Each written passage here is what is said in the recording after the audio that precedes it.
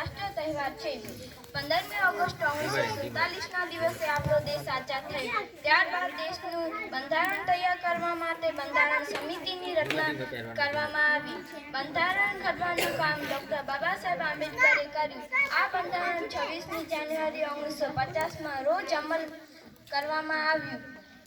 આ દિવસથી ભારત સાર્વભૌમ પ્રજાસત્તાક રાષ્ટ્ર બન્યું। આ દિવસથી રાષ્ટ્ર તહેવાર તરીકે ઉજવાય છે। 26મી જાન્યુઆરીના દિવસે સવારે નિશાળોમાં અને સરકારી કચેરીઓમાં ધ્વજવંદન કરવામાં આવે છે અને રાષ્ટ્રધ્વજને સલામી આપવામાં આવે છે। રાષ્ટ્રગીત ગવાય છે। દિલ્હી લશ્કરીમાં વાહનો સાથે ત્રણેય પાંખોની પરેડ થાય છે। તેથી જુદા જુદા રાજ્યોના વિકાસ તેમજ સાંસ્કૃતિક જુદી પાડવામાં આવે છે। આપણા રાષ્ટ્રપતિ પરેડ જેવી સલામી ઝીલે છે। નિશાળોમાં અને સોસાયટીઓમાં સાંસ્કૃતિક કાર્યક્રમો યોજાય છે।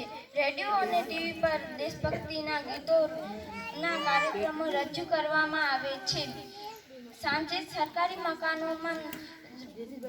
મકાનો રોશનીથી ઝળહળી ઉઠે છે।